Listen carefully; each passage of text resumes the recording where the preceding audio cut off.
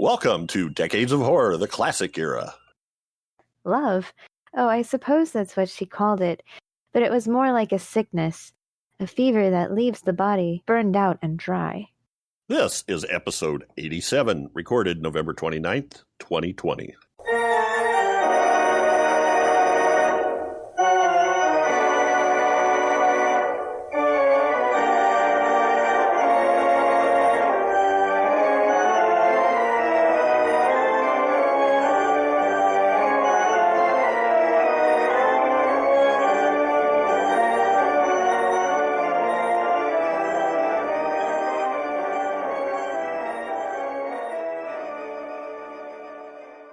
I am your host, Jeff Mohr. On this podcast, we cover the good, the bad, and maybe even the ugly horror films released since the beginning of time through 1969. In each episode, we'll discuss the monsters, spirits, psychos, and villains that have haunted movie-going audiences since the dawn of film history. With me this week are my incredible co-ghosts. First up is Whitney Collazo, an accomplished artist, makeup artist, and writer. How are you doing, Whitney? I am good. How are you? I'm excellent. As we record this, it is a couple days after Thanksgiving. So, did you have a decent holiday? Did you get to? It was quiet, and yes, I did eat too much. Yeah, it was just my wife and I, and we had a visit from one granddaughter that we made a plate to go for. But other than that, nice. Also with us is Chad Hunt, co-host on Decades of Horror, the 1970s and the 1980s, film producer and director with Wreak Havoc Productions, and a comic book artist and writer. Chad, how are you doing? I am cold, even though by your standards, it's a heat wave here, Jeff. But I am cold, still full from Thanksgiving, and ready to talk about The Innocents. I'm kind of excited about this one. Yeah, very cool. Well, Joseph Perry, again, due to other commitments, is off for the rest of 2020. We miss him dearly, and of course, he cannot be replaced, but that gives us an opportunity to include some listener guest hosts for a few episodes. Filling in this episode is guest host Bill Gabriel, who is joining us for a second time. We did episode number 33 with Seconds, starring Rock Hudson, released in 1966, back in April 2018. Bill, what's up with you? Just excited to be here with everyone today, and especially talking about this movie. It's been a favorite of mine, since I saw it as a little kid, and to be able to talk about it and introduce it to people who haven't seen it is exciting. So, yeah, and we'll get into that. So, Bill's pick is The Innocents from 1961, directed by Jack Clayton.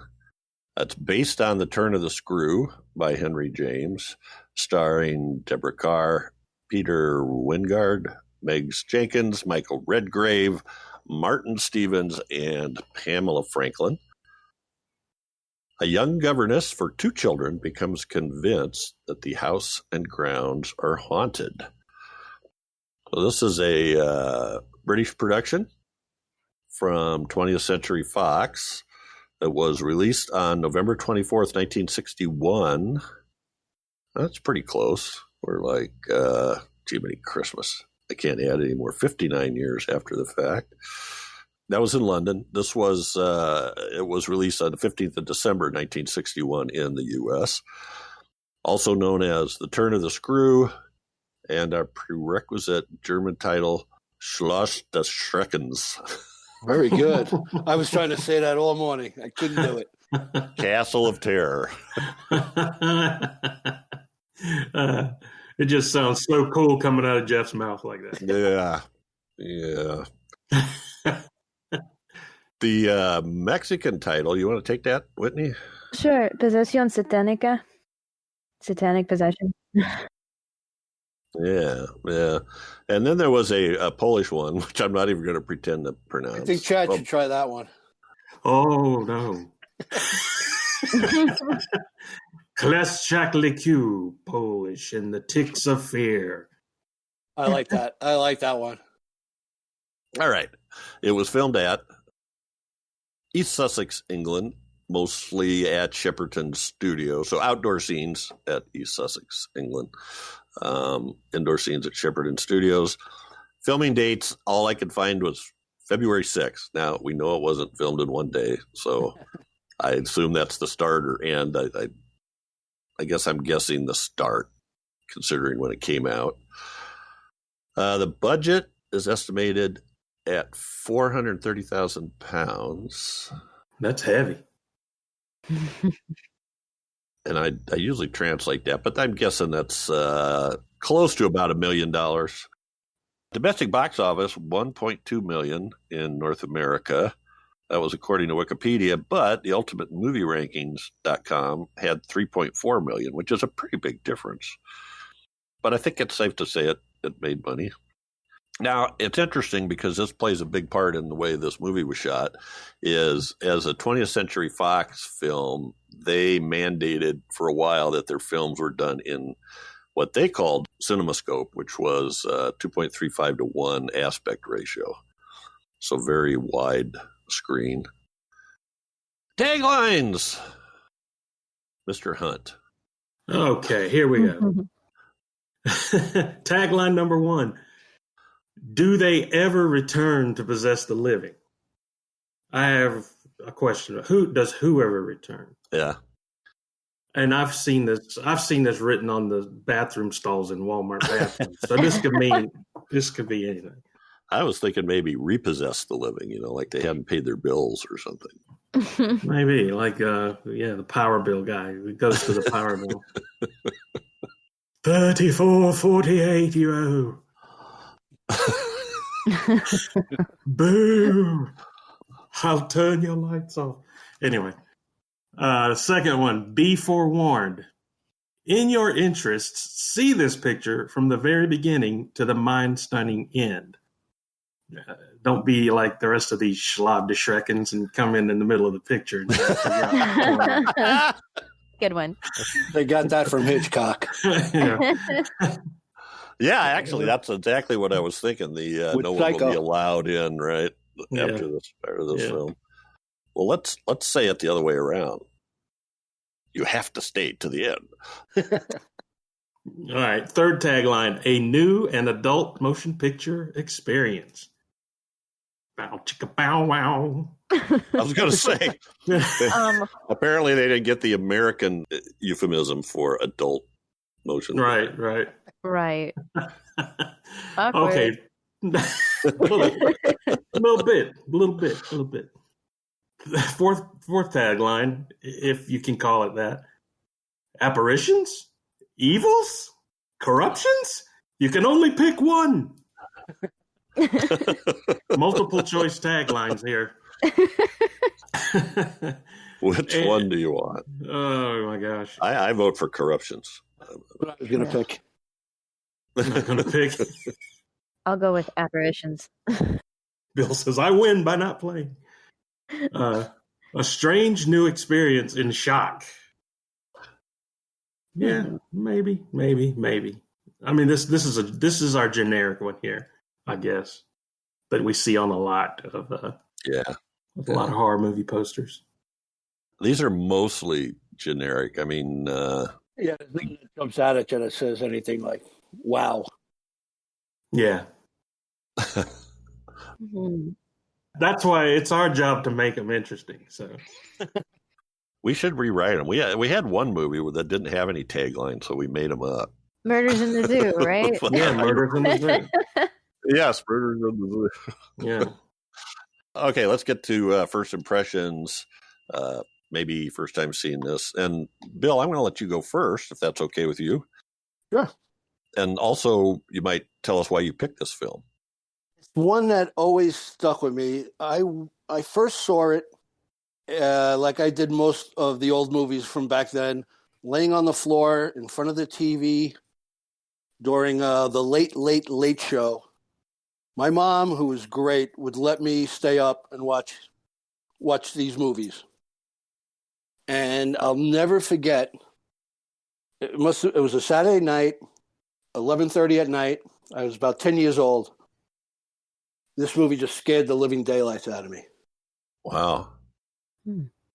So it's one that always stuck with me. And when you talk about the classic ghost movies from Hollywood, it's always up there. It's like in the top 4 with The Uninvited, The Haunting, The Innocents, and The Changeling. So when people talk about the classic ghost movies from the past, this one's always up there. So that's, I thought that's why I wanted to talk about it. I want to talk about things that scared the hell out of me as a little kid. Wow.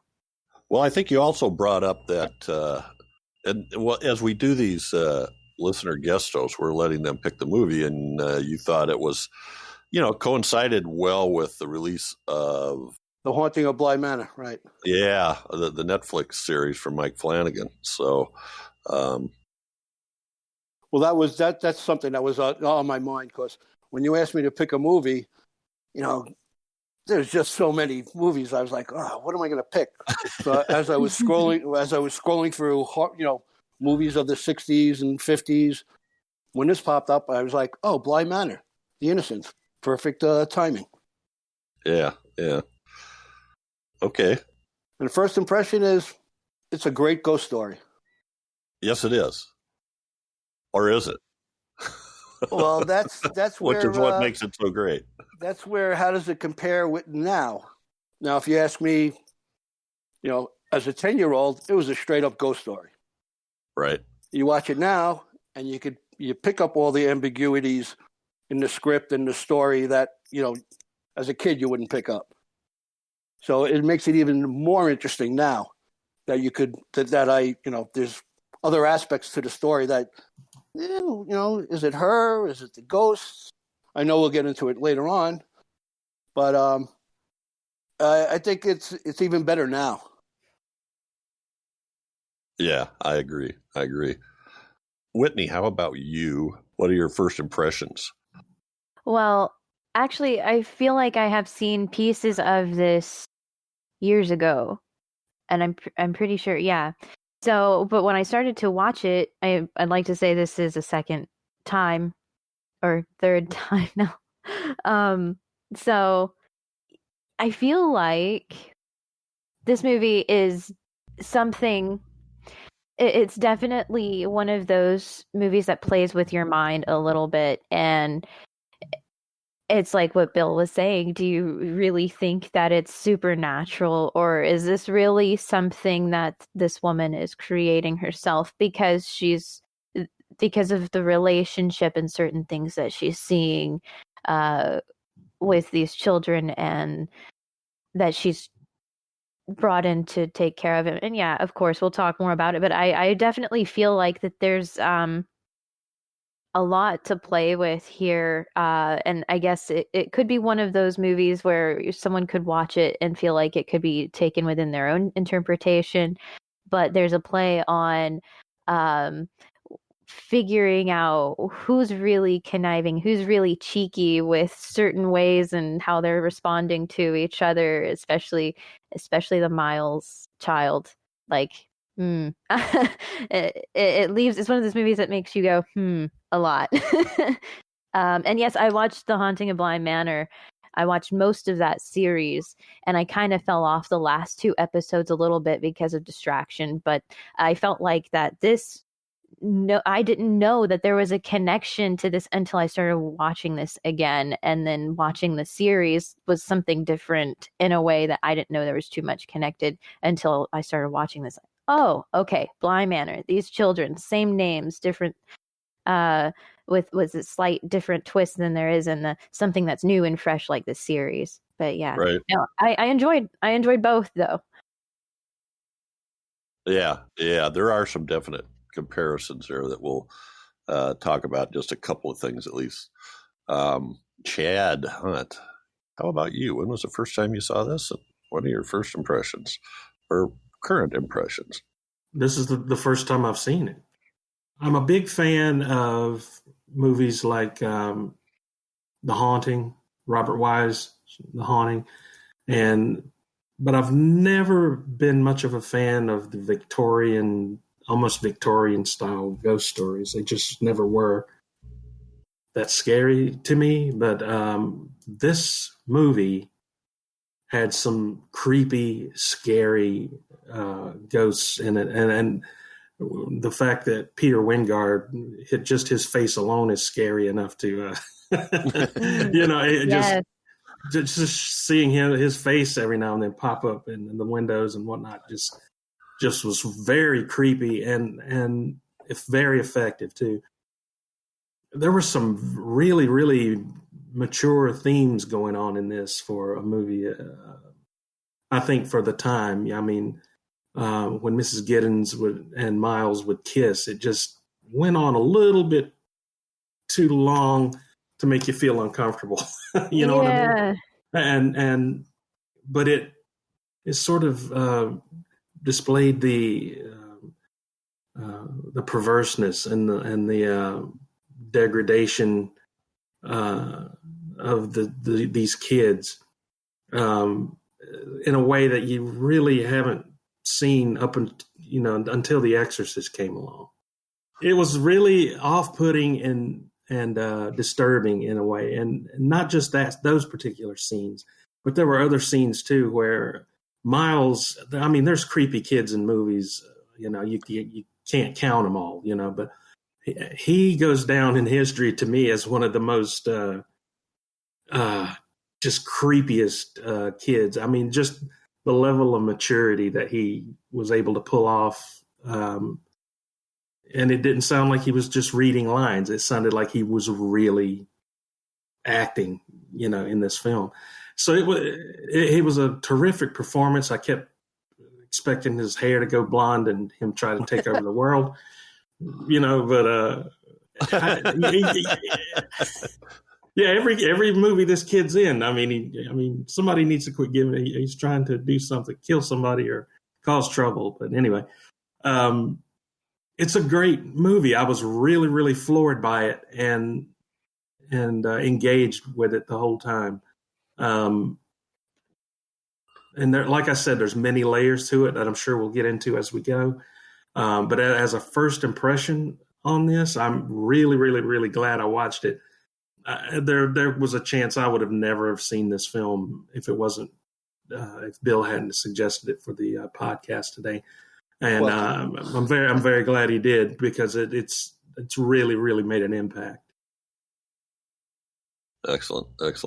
I think I'm in Whitney's boat, and I'm extremely impressed that Bill saw this as a child and watched it all the way through, and it scared the hell out of him, because I don't know, I kind of have memories of seeing parts of it and thinking, black and white, nothing's, there's no monsters, nothing very exciting has happened, and, getting bored and not watching the rest of it, when I was a tyke, or, maybe too busy or other options. But I'm also glad that you picked this, and I knew I was going to want to watch this. I had picked up the Criterion edition of this, and it's excellent. And what's really excellent is a lot of the extras, which we could talk about later. But I love the sort of the paradox of the thing, because, and we'll talk about that. But yeah, you could see this in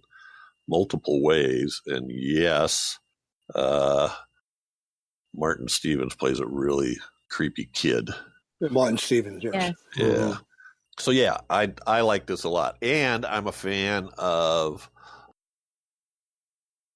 old Victorian type ghost stories in terms of short stories and books from the early part of the 1900s or late 1800s. So I have read Turn of the Screw, although it has been a very long time. So I couldn't really tell you how close it comes to the actual book, but I think the general feeling is there, because that was one of the main things of the story or novella. So yeah, I thought it was excellent.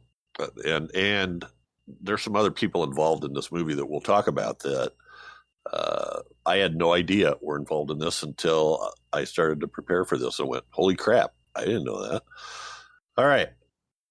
Well, let's get into the cast and crew. First, I'm going to talk about the writers just because it's kind of jumbled up. So I already said it was based on the Henry James story, The Turn of the Screw, which I believe was from 1898. Much of the screenplay actually was not from that novella, but from a Broadway adaptation of it by William Archibald called The Innocents.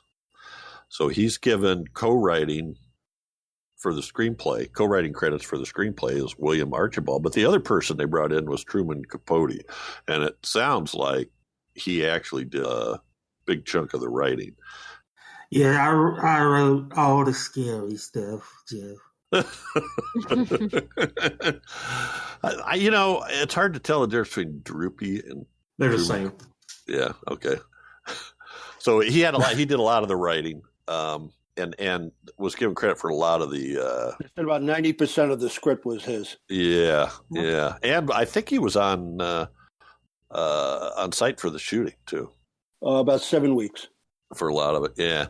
So, but there was also some stuff written by John Mortimer, an English writer who was brought in to Victorianize the script. And there was one line in there that I had to look up and see what exactly it meant, and it was obvious what they meant. But Deborah Carr's character, Miss Giddens, says something like, "Oh, I don't know what's wrong with me. I seem to be all 6s and 7s today." Mm-hmm. And when I looked that up, it basically said Victorian, slang for kind of confused or in disarray. And then the director is Jack Clayton, who has done some impressive films. So any comments about the writing or direction? And I don't know, maybe we should include the cinematographer was Freddie Francis, which I had no idea when I got it. This is a great piece of work of his. Yeah, it's amazing. It's absolutely amazing. But he and Clayton kind of worked hand in hand. So comments about the makers of this film. And we'll throw in one last one. The film editor is Jim Clark, who is another person that I didn't recognize Jim Clark's name. But when I looked up the movies he's made and been involved in, I was very impressed. So this is where he's kind of getting I think it's kind of his first, what might you say, important picture. Mm-hmm. I was, when the credits were rolling, I was kind of surprised to see Truman Capote was involved in the writing. So looking a little bit of that up, he was in the middle of writing In Cold Blood, which that's what he's famous for. I mean, is In Cold Blood. But he was a big fan of the James novel or novella. So he took a break from writing In Cold Blood to help rewrite this screenplay. And according to a couple of articles I read, he introduced a lot of the Freudian stuff. And that was highlighted in here, and the visual composition of the film.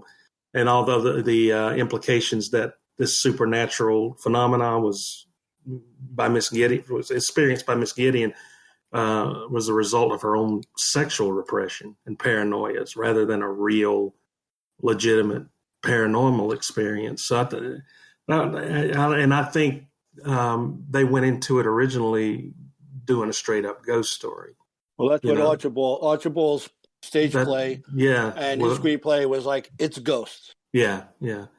But Capote came in and kind of put this. It could be ghosts. It could be just Miss Giddens, her sexual repression manifesting itself in weird ways.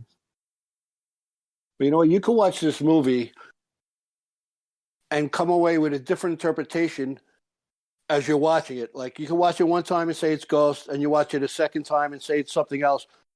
But you can watch it one time and still not be sure what it is. Like, as you're watching it, you'll say, yeah, it's ghosts. And then as the movie plays, you're like, wait a minute, I don't know. And that's one of the great things about it, because you just can't put your finger on it. Right. I think especially what makes people, or what made me kind of be on the fence of trying to watch both, like to take in what could be supernatural or what could be more mental for the taking, was especially when they're the writing, with the writing that's being delivered from the lines of Miles, where he says something along the lines of there's a conversation where Giddens is talking to him about what to see in him as a grown up, like what would he grow up to be, and he says he sees himself as a boy at Bly. He doesn't see anything changing or something like that in that matter.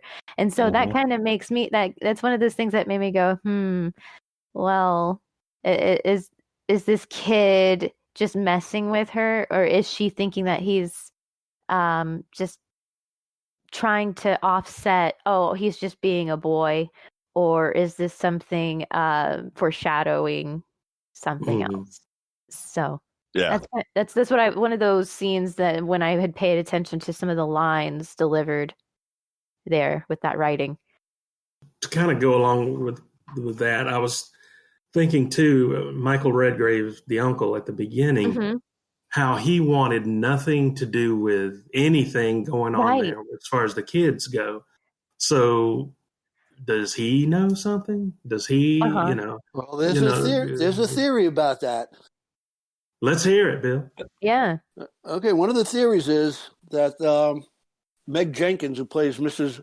Grose, that she might be the actual parents of these kids. Oh. That because there was a line where she was telling Deborah Carr's character about, oh, I know how he can be persuasive. Oh, he's worked his magic on me. Oh, yeah. Huh. That's right. And so what the theory is that when Deborah Carr's character comes, she doesn't like it. So they're saying maybe she is helping the children gaslight Miss Giddens into believing there's ghosts just to get rid of her. And the reason he never wants to visit the house is because, those are basically his kids. Yeah. And the former nanny died, weeks before? Yeah. A lot like a year before, I think. Was it that long? A couple of months. It was like 8 months. Maybe I'm okay. Okay, all right. Close to a year. But it's just weird how they never touched on any of the stuff with the uncle again, and how he rerouted that letter and never opened it about Miles coming home, just telling her to deal with it. It would seem like even if he didn't want anything to do with them, he still would have opened the letter to see what it was all about. So it's just a weird mystery there. That they never discuss what relations. Does he ever call them? He calls them their niece. Right. Does he call them their niece and nephew? Oh, I don't know. If he did, it would have the children. Wait a minute. I guess it was the children. I don't recall him saying. I don't remember him saying that was his niece and nephew, but I remember the children particularly like saying that was their uncle, Miles especially. That's what they would be told. They wouldn't be saying, "Oh, this is your daddy." Like, yeah. Oh yeah. Air quotes. This is your uncle. So let's see if I can put this in order in some way. So you have the is she crazy or are there really ghosts? That's one thing. And the first time I watched this, which we had to reschedule this. So I watched it like a week ago, and I was all about the ghosts of it. And maybe because I had just watched The Haunting of Bly Manor on Netflix, which I think is much more strongly geared towards the ghost answer. But when I watched it this time, I thought, well, I'm going to, they talk about James's story and this movie both being very ambiguous. So this time I tried to watch it as if she's crazy. And it holds for a long time. There was a point, and I wish I could tell you exactly when it was, but there was a point later in the film where I thought, now wait a minute. What the hell's going on here? But yet it definitely could go that way. Now, I was thinking of this time when I watched it, how because you have this weird feeling like Flora knows that Miles coming home from school. How does she know that? There hasn't been any letters or yet, but she had written Miles and said that Miss Giddens was coming.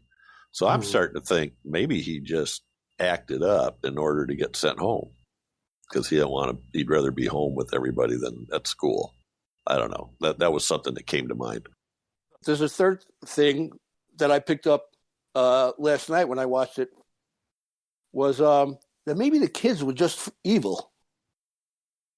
Like Miles spent so much time with Peter Quint that, how he treated how Quint treated Miss Jessop, the former nanny. You can see how Miles was imitating what he must have seen Quint do. Yeah.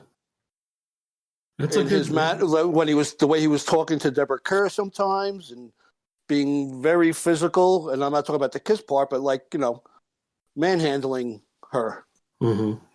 So I was watching this going, now that Quint and Miss Jessel weren't around, the kids were just emulating what they saw those two do.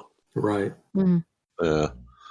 So to make a couple more connections with The Haunting of Bly Manor. So I love these things that Mike Flanagan does, The Haunting of Hill House and then The Haunting of Bly Manor, where he takes a relatively straightforward story, but in the structure of, 9 hours for a miniseries, you can really build out the characters. So, the cook, the driver, the Mrs. Grose, I can't remember, the gardener. There's a lot more development of these characters in that. But the basic thing is that Peter Quint and Miss Jessel are trying to possess the two children after they've died, right? Their spirits are trying to possess the two children. And one of the things that really hit me in that film was that Miles there are certain times where he takes on a very adult demeanor. Yes. Where he says things that kids wouldn't say, and he walks around with his hands in his pockets, which you don't see kids that age doing very often, I don't think. And in this film, in The Innocents, he does that in that one scene where he walks in from the outside. She's been waiting for him to kind of confront him, and they have that really weird double meaning conversation. Yeah. But I wondered if they did that for that reason. I'm guessing Flanagan picked that up and exaggerated a little more, but it's easy to see from both directions. So I don't know. I was thoroughly impressed. And Jim Clark, the editor, said he spent a lot of time with the director, Jack Clayton, in editing to make sure that, to pay attention a lot to the kids and whether they overacted or not, or because they didn't want to they wanted it to be ambiguous, right? That was very interesting. Another thing was the kids weren't given the full script because of a lot of the subject matter, that a lot of their scenes, they didn't get the dialogue till that day. Yeah. So they were kept in the dark about a lot of that was going on in the movie. They were shielded in some sorts, but that full on kiss between Miles and Miss Giddens was pretty uncomfortable. Mm-hmm. Yeah, it was. It was, and I think it was meant to be that. I mean, he was as I think earlier on in the movie, Mrs. Grose was telling Mrs. Giddens that Quint and Mrs. Jessel were seen together, and they didn't care if Mrs. Grose saw them or knew about it, or he was pretty bold and Yes. bold in what he was doing. And so that's, again, you don't know if that's something that Miles saw himself as well, or if it really is Quint, and that's that Quint coming out where he just doesn't care. He has that boldness and that, of whatever. Miss Grose said that Miles and Flora followed the two of them around everywhere. Everywhere, yeah. Mm-hmm. So they definitely would have seen them. So that's why this is sort of just a master class in writing, because it's so well done, and so the ambiguity is so well done, where it could be any number of things, all of which are very disturbing, and very scary and very off-putting. So it's just written so well that they were able to do this, and the performances by the kids. Especially the Miles. Miles was just off the charts good. Because I don't think any other little kid could pull that off like he did. Oh, when he reads that poem at the party scene, that was chilling. It was amazing. Yeah. It was incredible. You guys were talking about that kiss scene. Well, it happened twice, right? First it was Miles that kissed her, and then at the very end she did that long, uncomfortable one. That one was even more disturbing, considering what was going on. Yeah. There was a lot of weird stuff going on here. And then supposedly Miles and Flora were always cooking up little things. Like Miles does that thing where he's walking outside barefoot, where he's trying to get her to think he's bad because good boys are boring. That's right. Mm-hmm. And I don't quite understand what he was trying to do there. No, because he did make that comment to Miss Giddens. I think that was just his way of just trying to get her attention, right?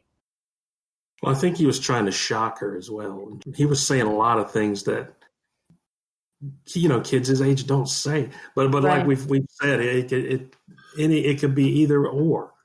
It could be either him hanging around Quint so much he just knew all these bad words to say and knew all these degrading things that he was saying to her at the end, and I don't understand why he died after he's but or what killed him at the end, but yeah. Same here. Which makes me lean more toward the supernatural part of it. Once the ghost of Quint left him, he couldn't handle it anymore, and he died. But also when Flora threw her fit, that was some screaming fit. Oh my God! Yeah. I was my wife was like, "Shut that kid up!" I love my 10-minute fast forward button. And I was using that like a mad. I thought that was a great scene. I thought she did a great job. Mm-hmm. But Mrs. Grose came out and she tells Mrs. Giddens, she mentioned something about, I don't know where she learned all those words from, curse words. Right. Yeah. Mm-hmm. And like I said, we haven't seen that. I mean, it was more graphically demonstrated in The Exorcist as far as like possessions go, of people that would not normally say things. They, say things when they're possessed. But that's the idea that came to mind in that as well. These kids were saying obscene things and stuff like that, so that they normally wouldn't see or hear. But they've written it already that these kids were around these evil people all the time. So I don't know. Miss Jessel wasn't exactly. I think she was more of a victim. Yeah. A willing victim, but she was a victim anyway. Yeah. Well, the fit that the girl had, that was definitely after Giddens was trying to say or get her to say that she has been seeing after that scene, right, where she was seeing I can't say her name, Miss Jessel. Jessel, yeah. So where she was trying to get Flora to say you see her. So that fit happened after that, right? I think. Yeah. Well, that set her off. That was the fuse. That lit the fuse. That's exactly it. So I mean, my take was, okay, if Giddens is trying to persuade, or if she really feels that Jessel is using Flora as a vessel. I'm sorry for the rhyme. To possess her. Maybe, okay, because you did say you think that she was more of a victim. Well, if she was more of a victim, she would use Flora as a vessel to say these outlandish things and have that fit. How else would she really express it? Yeah, she would use her. She probably had anger too. Yeah. And as she sat across from the lake, looking like a Black Sabbath cover album, right? cover. That's true. That's the scene that this 10-year-old had nightmares about for weeks. Oh, wow. I'll bet.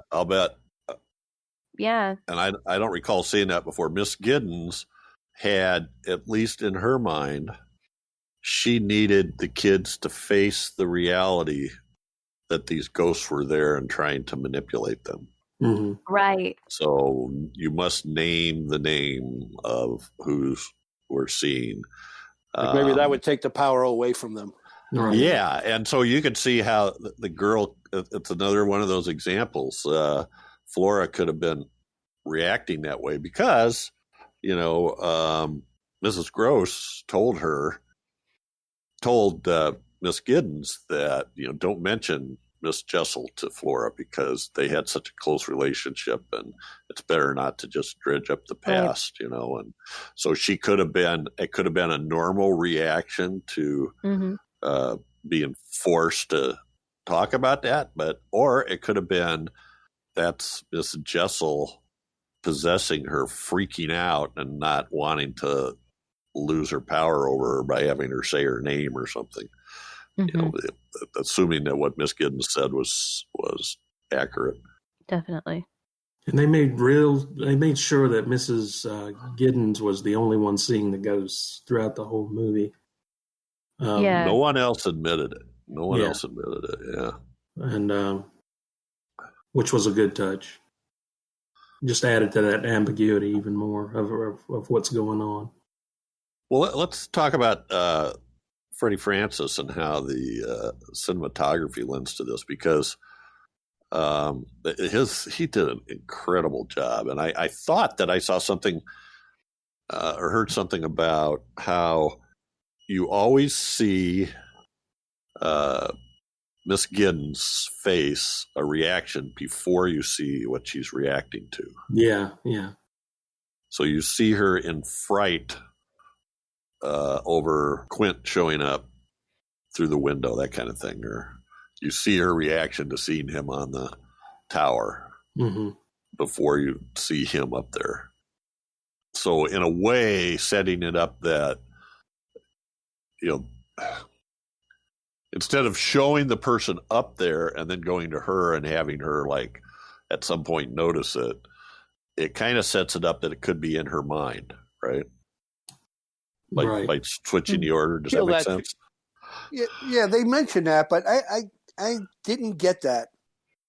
I didn't get that. Like, she saw the ghost before we did. Where the ghost part comes in, where I kind of sometimes lean towards the ghost, is in the beginning when she's walking, when she first gets to Bly Manor, and she's walking up towards the house, and she faintly hears someone calling Flora's name. Right. Yeah. Now, what? Now, this is before she knew about Miss Jessel. Well, no, she did know about Jessel from the uncle. But here, like, why would? If it was in her mind, I don't think she would have heard Flora's name called that early. You know what I'm saying? Yeah. Right. Yeah. Right. Like I was saying, like when people were saying that when she found the locket with Peter Quint's face in it, that's why then she started seeing him in the glass and whatnot. Mm-hmm. That's a good point, because we don't know. She doesn't know what happened to Miss Jessel yet, and she doesn't know anything about Quint. Exactly, and she saw Quint on the tower, and when she describes, she mentions to Mrs. Grose about him and describes him. She goes, "Oh, sounds like Quint."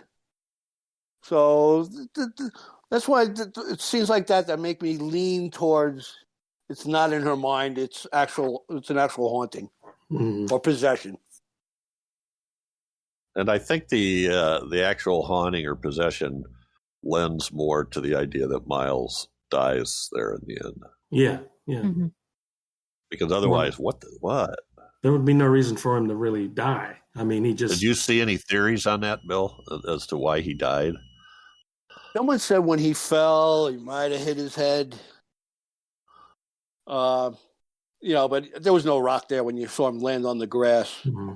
But if you look, when you saw him laying there, or you saw the overhead view over Quint's, like when Quint was standing there in the garden, and he's holding his hands up, and he does something with his hand, like he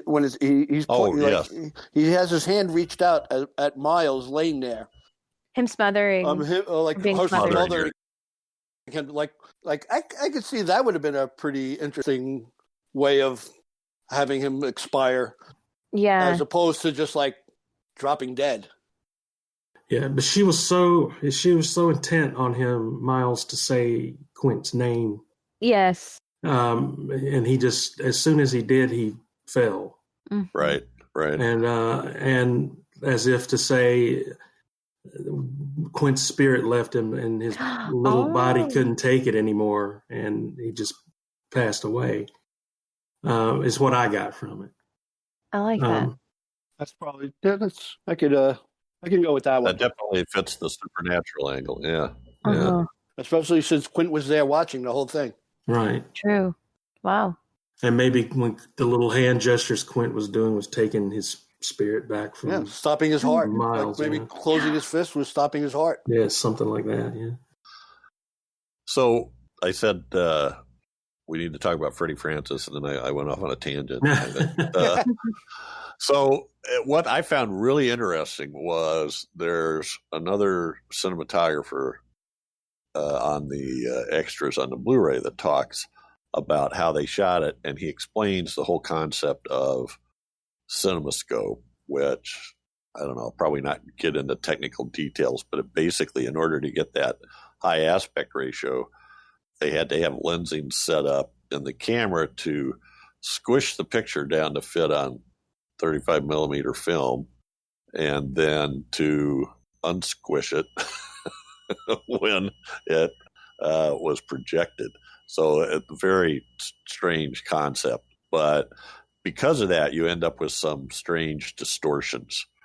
But at any rate, Freddie Francis went at it with the idea that, okay, so now we're stuck with this 2.35 to 1 aspect ratio.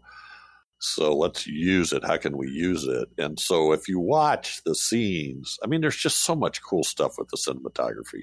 One is long shots. There's a lot of long shots in this film that I didn't notice.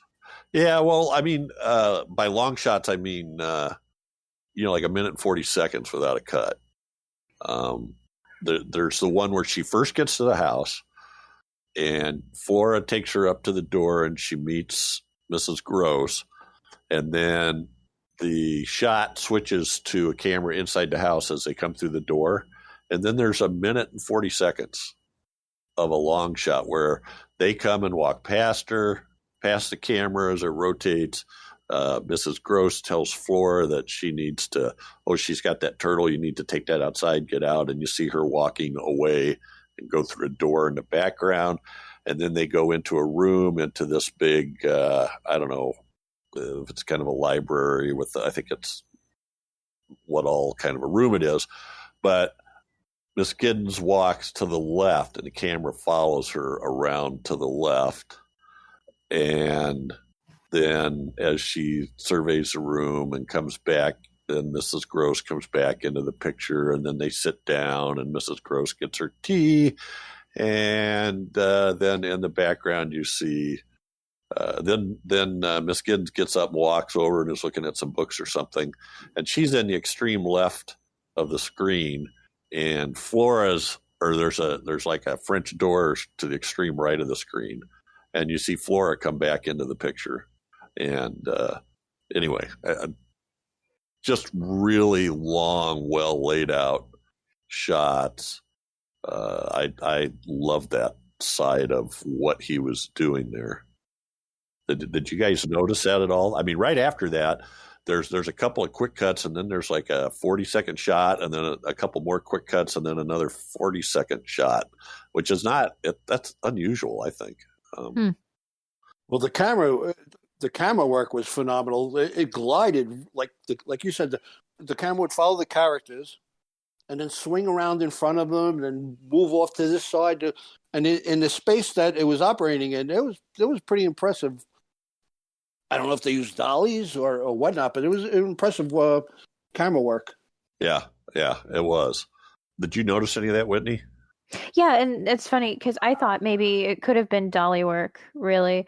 But other than that, I wasn't quite sure how they would set that kind of shot up.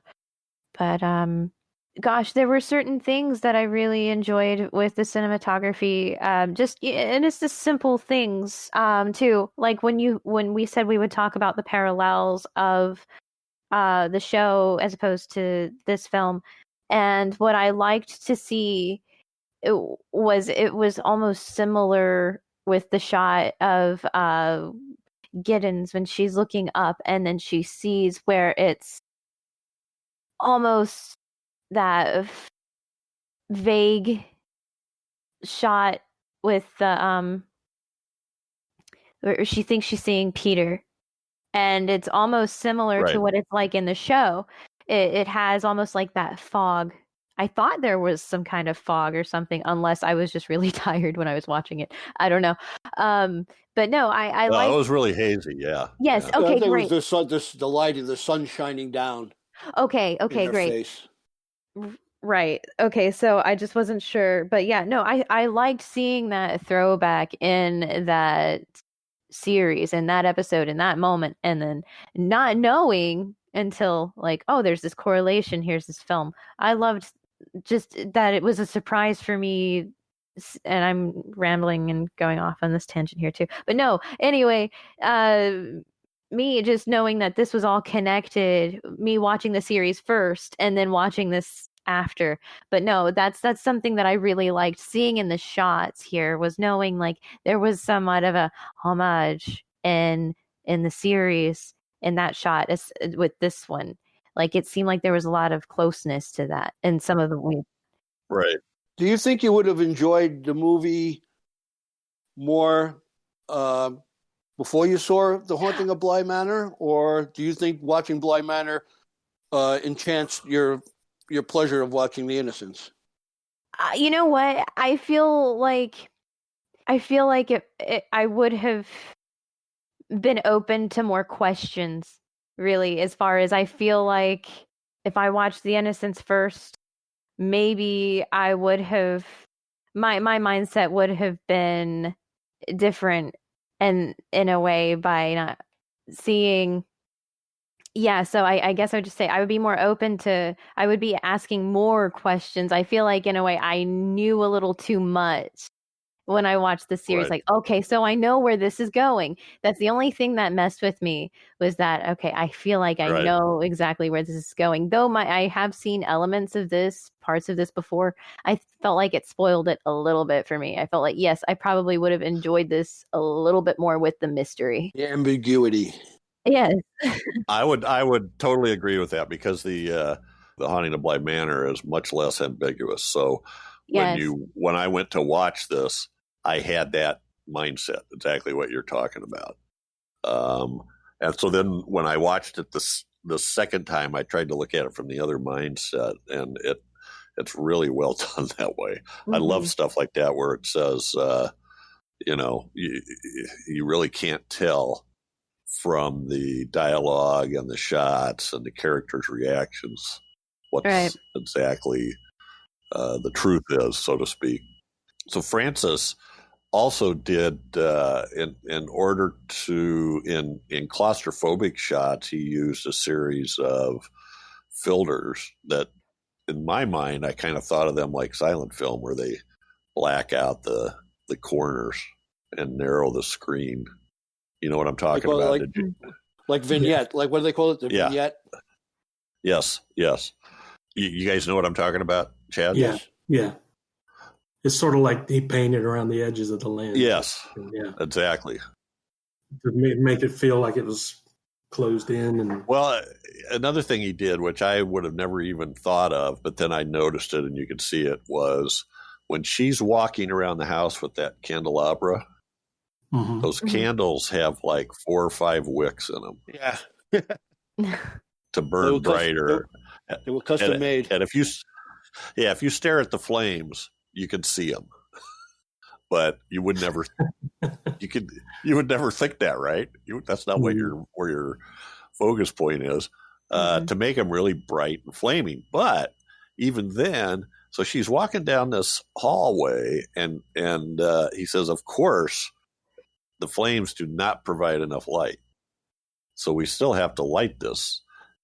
Yeah. So anyway, and there was an interesting statement from Freddie Francis that said, people have the entire idea, their ideas about cinematography are totally wrong. He said, when I read the script, I picture in my mind what the shots are going to look like. And when I talk it over with the director and know that we're on the same page, then the answer is really simple. It's just about the photography, and I'm a photographer. So that's pretty straightforward. I'm like, wow, I never heard it said that way, but it's really about the person's skill and knowing how to do all that stuff. They also talked about how he brought so many lights in that it was insanely bright that people would wear sunglasses when they weren't shooting. They also were accusing him of trying to burn down the studio.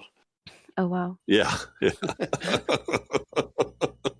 So I don't know. His prowess as a cinematographer, Freddie Francis, I think far exceeds his canon of films that he directed. I'm not saying I don't like his films, but his cinematography is amazing. This is one that could easily have won an Oscar. He also I believe he won an Oscar for Glory. He did, yeah. The Civil War film. And there's another one I'm blanking on. Well, his return, I'm looking at his page. He did The Night Must Fall in 1964. And then the next movie that he was the director of photography on was 1980's The Elephant Man. Yeah. Yeah. But I think the other Academy Award was for Sons and Lovers. Okay. And it wasn't for Brenda Starr? Brenda Starr. Maybe. I don't know. The internet says Sons and Lovers. Well, and that was in 1960, so that would have been right before this film. Yeah. So, yeah. And then 30 years later, he wins another Oscar. Wow. In an action picture. Yeah. Really kind of war scenes. He also did Cape Fear, the latter one with Robert De Niro. Robert De Niro, yeah. But even The Elephant Man is a beautifully shot film. Oh, that's it's like right up there with this movie. A little bit less crisp, but the black and white photography is off the charts. Mm-hmm. So he directed a film that we covered, Nightmare. Mm-hmm. And I know there's a bunch of like Hammer / all the Hammer. He did The Skull, Dr. Terror's House of Horrors, Tales from the Crypt, The Creeping Flesh, The Ghoul. Well, he's uncredited. Trog. He haven't done Trog yet, but that's one of my all-time favorite campy. He did Trog? Oh yeah! Holy moly! Was the He must have wanted to buy something. Yeah. but he also did Girly, which is Girly is a film I hear a lot of good things about, but I've never seen it, and I keeping an eye out for it. It's got another title, Mumsy, Nanny, Sonny, and Girly. Well, the movie poster is pretty funny for Girly. Yes. So yeah, this guy had a storied career, and I'm not saying he's a slouch as a director, but his cinematography is brilliant. I agree. Not too many of his films look bad. I mean, yeah, there's some, but all those old Hammer films that he's done. Oh, he did Dune. Oh, okay. So he's worked with Lynch a couple of times then. Which is something you see with some of these characters. A lot of times there'll be multiple. We've talked about that quite a bit. Bill Mulligan talks about it, and Whitney talks about it. That I think Crystal does too. When you get somebody you can work with that does a good job, you tend to go back to them. Mm-hmm. Mm-hmm. It saves you a lot of time having to explain what you want to get, Right. what you want to do. There's a shorthand. So I want to do kind of a quick discussion of the actors in this film and how many episodes of DOH they've been in, even when you don't think of them as horror actors. So with the exception of Deborah Carr, Peter Wyngarde was in Burn Witch Burn or Night of the Eagle, which we covered on episode 29. Great movie. Pamela Franklin, this was her first film, was also covered on 70s number 3 in The Legend of Hell House. Very early on. I mean, another seminal film.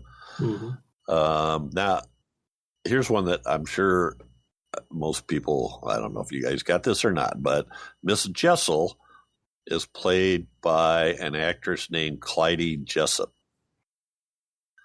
And you don't really get to see her face very much. When you if you look up a picture, she looks like Demi Moore. Right. A lot like Demi Moore. She only has 3 acting credits. And the first one is The Innocents. The second one is Nightmare. She plays the woman in white, which we've covered. Yeah. And the third one is in Torture Garden, which I'm sure we'll cover at some point. I think it's maybe the only Amicus anthology that we haven't covered. So that seems really weird, doesn't it? Yeah. We also have Michael Redgrave. Remember when what he was in? Dead of Night. Yes. Your first episode, Whitney. I'll never forget it. Yeah, I think it was either that or he was a ventriloquist, right? Yes, he was. Yes, which is usually the one everybody remembers. It's pretty stunning. Yeah, it was one of the first episodes that I got to do with you guys. Awesome. So Meg Jenkins, who plays Mrs. Grose, was also in Asylum, which we covered on 70s. And she also plays Mrs. Grose in the 1974 version, The Turn of the Screw, that stars Lynn Redgrave, that's directed by Dan Curtis when he did those series of horror movies for TV in the 70s. So she plays the same role there. And lastly, young Master Martin Stevens. Chad, I think you referred to him already. Yeah, he was in Village of the Damned as well. It always causing trouble, no matter what movie he's in. Yeah.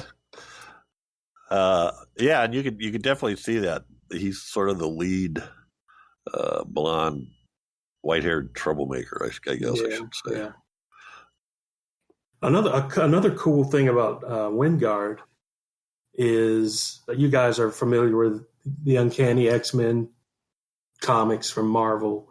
Oh yeah. There was a storyline back in the late 70s, early 80s called the Hellfire Club, Yeah. And Wyngarde was basically drawn in as the main villain in that comic. Same mustache, the droopy mustache, and all that, and based on that. So that's always a cool thing. And when I hear the name Wyngarde, that's what I think of. So it made me kind of go back and see if there was a connection there. And sure enough, they based I think it was Jason Wyngarde in the comics, and based it on look and everything. Drew him just like Peter Wyngarde. So that was a cool little. And he was also Clytie in Flash Gordon, 1980. Yeah. Oh, wow. You wouldn't have known that because he was covered up. Well, he has a much more, Burn Witch Burn. It's a much more central character. He actually has lines besides just laughing. Yeah. So, yeah, I was amazed when I went through this cast and was like, oh, Lord, almost everybody has been in some movie that we covered except Deborah Carr. Well, we just fixed that one today. Yes, we did. So, Deborah Carr, what do you guys think of Deborah Carr? And what do you know about her in terms of Whitney, what did you think about her performance? And her performance was really good. I mean, I definitely started to lean a little in between here, trying to figure out, is she really just manipulative?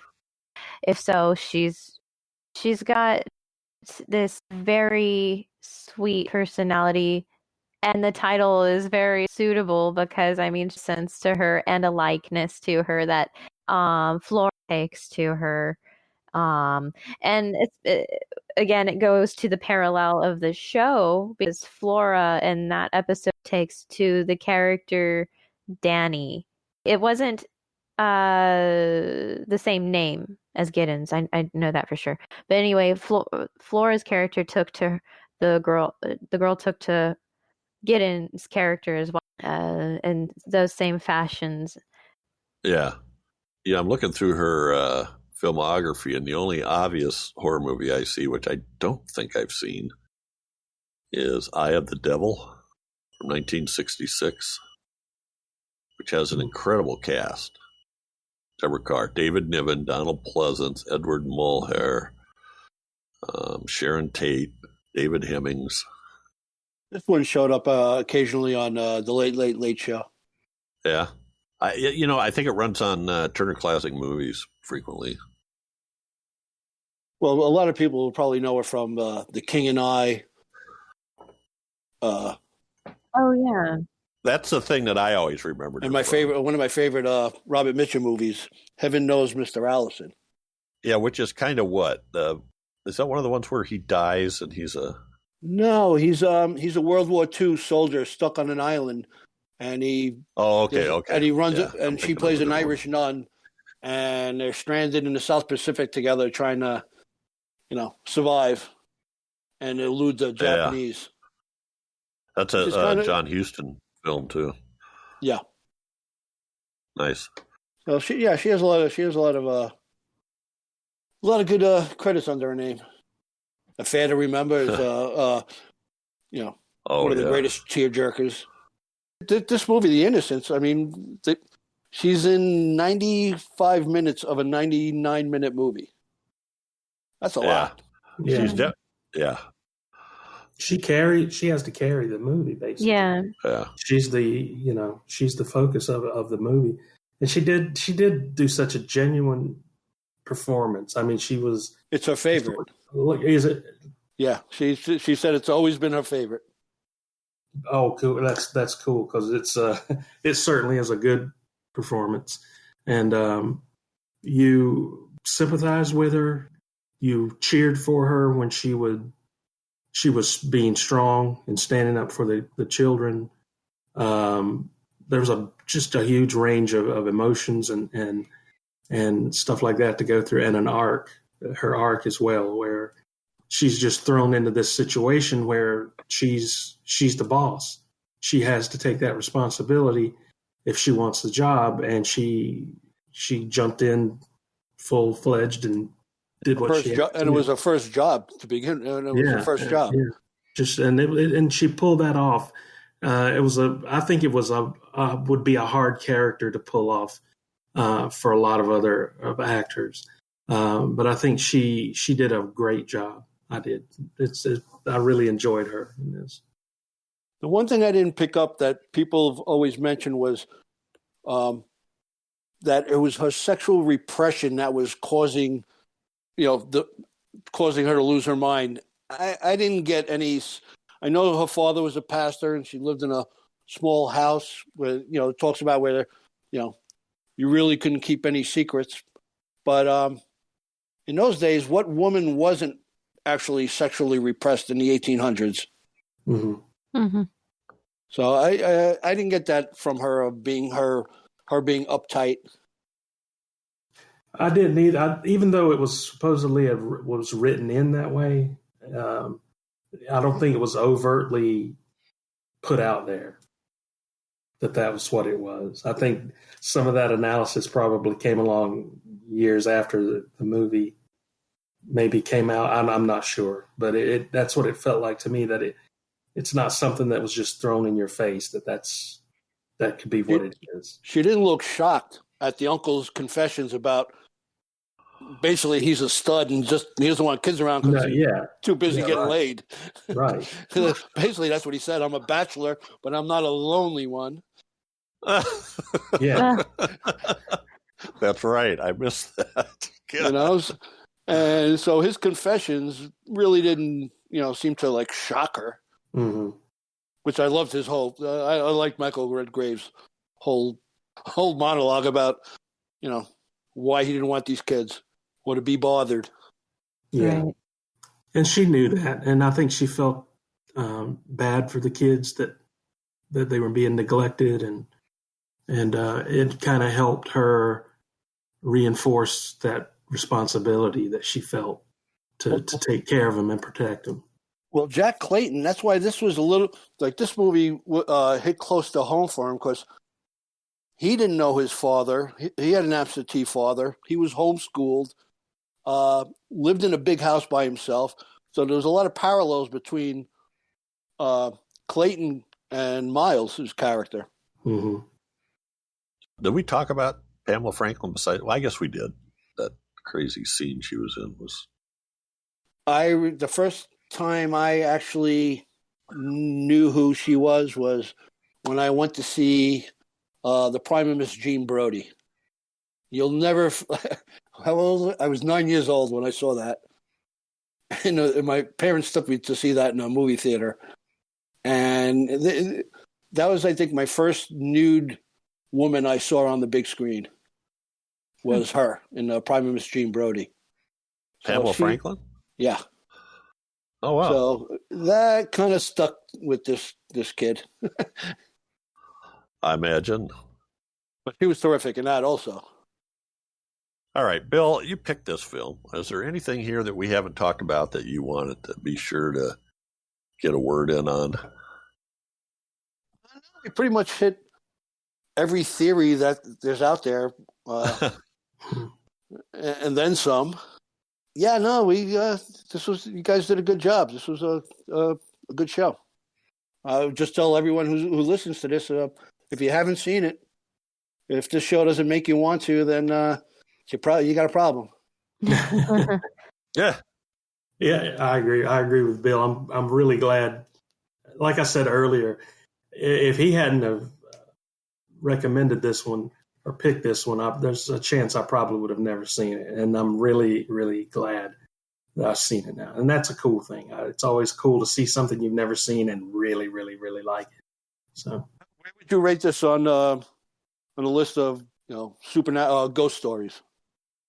Ghost stories, for me, out of my top 10, maybe this is somewhere right in the middle, closer to one. Because there's quite a few ghost story movies that I just love, but yet this has definitely entered the top 10 of these kind of movies. Usually, my ghost stories are more that I like are more not modern, but more visceral, more in your face type ghost stories. This is subtle. This is subtle. The subtle actually scares me more. Yeah. And a ghost in the daylight sitting at a desk is way creepier than just like, in the middle of the night, something just jumping out at you. Yeah. Like I like when the hair on your arm goes up. Yeah. And that's what this kind of makes you do. Yes. Like the rubber ball in Changeling. It's the little things that really would really make a ghost story. Whitney and Chad, any final thoughts? Gosh, I guess it will kind of go back to saying, watching the series first and then coming to this. Yes, I'm glad I got to watch this. The relationships and how what's wrong with these children, and it makes you question Miss Giddens and is she really hurting them or is she really helping them? And I think I saw somewhere on our trivia or information that, if you don't mind me saying, I think I do see the influence on Guillermo del Toro when I feel that I read that this was one of his favorites, because I kind of can feel that this is a piece of something that would influence him, considering if you watch and enjoy something like Crimson Peak. Yeah. Which I do. He mentions when he was making Crimson Peak that the innocence was a factor in that. Right. Very cool. Oh, one question. I'm sorry. Where did you guys stand on it? Are you more supernatural or? I like both. You're going to play both sides. So which one do you kind of lean to? I always go for the supernatural. Aspect every time. I always look for that. That's what I watch horror for. Psychological horror is cool, and psychological drama is cool too. But if I'm going to watch a ghost story, I'm looking for supernatural stuff, and so I'm always looking for that. Right. Well, the one scene where Truman Capote kind of had reservations about that he wished he didn't do was the teardrop on the desk. He goes, because that pretty much says ghost. Mm-hmm. Yeah. Yeah, and I think maybe that's the spot where I remember thinking, I can't explain this. But if you have an unreliable narrator, is she seeing the ghost? Is she seeing the teardrop? I don't want to mess you up there, Bill. But I'm with Chad. I'm going to go. I'm going to go with the ghost. I usually go with the ghost too. I just thought it was fun to look at this in both ways. To me, it's more chilling, even from the point of view that if there were the spirits of Quint, at least, maybe not so much Miss Jessel, but the spirits of Quint were able to, drive Miss Giddens insane, right? That would be another way to look at it. And it's kind of subjective. It's what scares you, as far as supernatural or psychological. It's up to the individual watching it. And that's what scares me, is supernatural stuff that I can't explain. Psychological stuff, okay, you kind of, they make pills and they have therapies and they have stuff like that can deal with stuff like that. You can't really deal with the supernatural, and that's what's scary about it, just the unknown aspect of it. And so that's where my proclivities always seem to go to. Yeah, I think I saw too that Joe Dante said this was one of his favorite. It's his number one. It's his favorite. Yeah. Mm-hmm. He says where most people pick The Haunting, he picks this one. All right, folks, that's it for this episode. But every 2 weeks, we'll be focusing on a specific film released between 1920 and 1969. Next up, chosen by another super secret listener guest host, is The Black Scorpion, 1957. It's one of my childhood favorites. So I'm looking forward to that. There's plenty of ways to stay in touch with us. Please send feedback to feedback@gruesomemagazine.com, or you can leave comments on Gruesome Magazine's HNR and DOH podcast Facebook group, or the website, gruesomemagazine.com. And also be sure to check out the Gruesome Magazine YouTube channel, where these podcasts also appear. Plus, most of the podcasts from Gruesome Magazine are now videos. So check those out, subscribe, and make comments. And thank you, Bill, so much for joining us and picking this. Yeah, thanks. Yeah. It was all mine. I love doing this. It's such a treat. What amazes me is usually our guest listeners put my knowledge to shame. I'm like going, oh my God, I got to do more research. That's where I'm kind of like, I'm always like, am I ready? Do I have enough info? Am I going to be able to participate intelligently, or just sit here like a lump on a log? That's my job. Imposter syndrome, maybe. Yeah. All right. Catch us again here in 2 weeks for another great horror movie of the classic era, as only decades of horror can do it. Say good night. Good night. Good night, everybody, and have a happy holiday. Enjoy your Christmas and your Hanukkah and any other holiday you celebrate in this time. Absolutely. Awesome. Good night. Good night.